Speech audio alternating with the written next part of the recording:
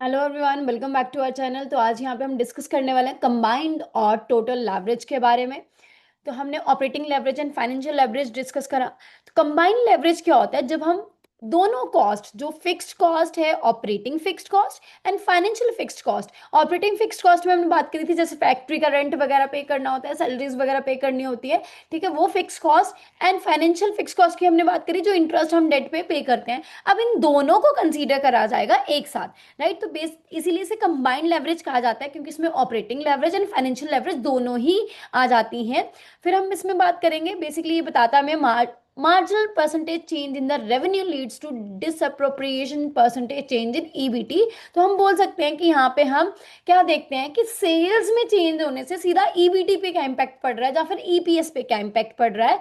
तो percentage change in EBT divide by percentage change in sales. तो यहाँ पे ईबीटी की जगह ईपीएस भी लिखा हो सकता है। जैसे हमने बात करी कि ईबीटी ही हम ईपीएस कंसीडर कर लेते हैं अगर टैक्स और नंबर ऑफ शेयर्स गिवन नहीं है। तो इसका डिग्री ऑफ कंबाइंड लेवरेज का, टोटल लेवरेज का फॉर्मूला क्या हो जाता है?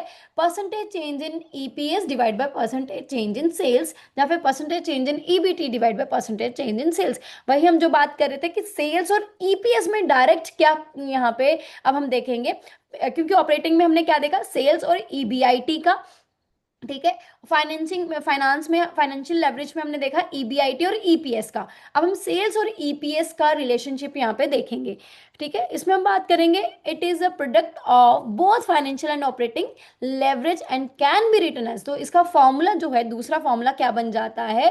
Combined leverage is equal to DFL into DOL, which means financial leverage multiply by operating leverage. जो है वो हमारे पास फॉर्मूला हो जाता है। एक तो हमने बात कर ली परसेंटेज चेंज इन वाली, EPS divide by percentage change in sales. दूसरा हो जाता है यहाँ पे डीएफएल इंटू डीओएल, जो है वो हमारा कंबाइंड लेवरेज हो जाता है। तो जिसको हम यहाँ पे कंट्रीब्यूशन अपॉन ईबीटी भी लिख सकते हैं, सी अपॉन ईबीटी भी लिखा जा सकता है, क्योंकि हमने यहाँ पे फॉर्मूला क्या पढ़ा? डीएफएल का फॉर्मूला था ईबीआईटी अपॉन ईबीटी, इसका तो कंट्रीब्यूशन अपॉन ईबीआईटी। तो हम सीधा कंट्रीब्यूशन अपॉन ईबीटी भी यहाँ पे कर सकते हैं, क्योंकि कंट्रीब्यूशन हमने बात करी थी सेल्स, सेल्स और ईबीटी यहाँ पे ईपीएस, ठीक है। इनमें क्या रिलेशन है वो यहाँ पे हम डिस्कस कर रहे हैं। फिर हम बात करेंगे, यहाँ पे एक इलस्ट्रेशन ले लेते हैं, जिससे हमें ज्यादा अच्छे से समझ में आ जाएगा दोनों फॉर्मूलाज के बारे में। कितना फर्म सेल है उसकी 10 लाख की, वेरिएबल कॉस्ट है यहाँ पे 7 लाख का, एंड फिक्स्ड कॉस्ट है यहाँ पे 2 लाख की, एंड डेट है उसका 5 लाख का, जिसपे 10% उसे रेट ऑफ इंटरेस्ट देना पड़ता है, ठीक है। अब हमें कंबाइंड लेवरेज कैलकुलेट करनी है। तो बेसिकली ये सेल्स थी 10 लाख, इसमें से हमने 7 लाख क्या माइनस कर दिया? Variable cost. तो हमारे पास 3 लाख क्या बच गया? कंट्रीब्यूशन। तो कंट्रीब्यूशन तो आ गया हमारे पास यहाँ पे, क्योंकि हमें कंबाइन के लिए क्या चाहिए? कंबाइन के लिए कंट्रीब्यूशन अपन ईबीटी चाहिए, अभी हमने बात करी है ना। तो ईबी यहाँ पे कंट्रीब्यूशन तो मिल गया, लेस करेंगे फिक्स कॉस्ट 2 लाख की, तो 1 लाख यहाँ पे ईबीआईटी आ गया, ठीक है।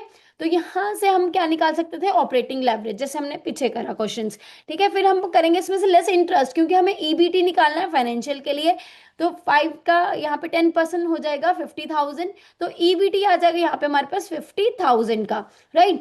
अब हम अगर दोनों फॉर्मूलाज देख लेते हैं, जिसमें सीधा सी अपॉन ईबीटी वाला भी, अगर सी अपॉन ईबीटी वाला लगाते हैं तो 3 लाख अपॉन 50,000, तो 6 आ गया हमारे पास कंबाइंड लेवरेज।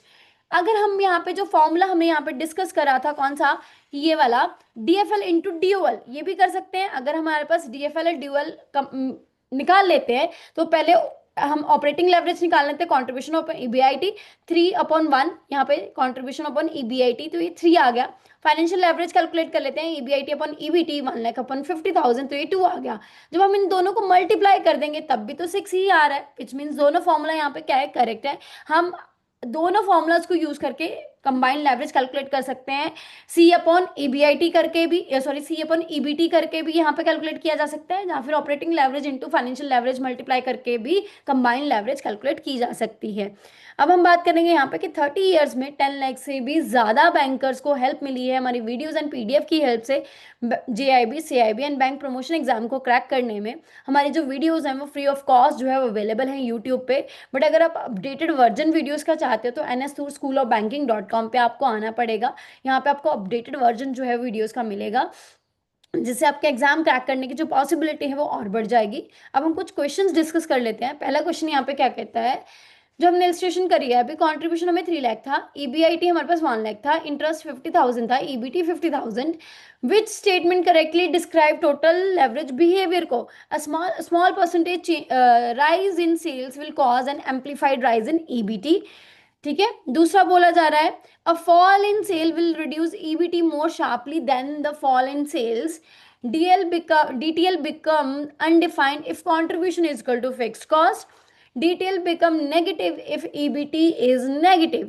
तो यस ABD यहाँ पे क्या है, करेक्ट ऑप्शंस है यहाँ पे सी को छोड़ के। ठीक है, क्योंकि यहाँ पे बोला जा रहा है कि वो अनडिफाइंड हो जाएगा अगर कंट्रीब्यूशन जो है वो फिक्स्ड कॉस्ट के इक्वल हो जाता है, तो ये रॉन्ग है। बाकी सारे की सारी स्टेटमेंट यहाँ पे क्या है, करेक्ट बता रही है।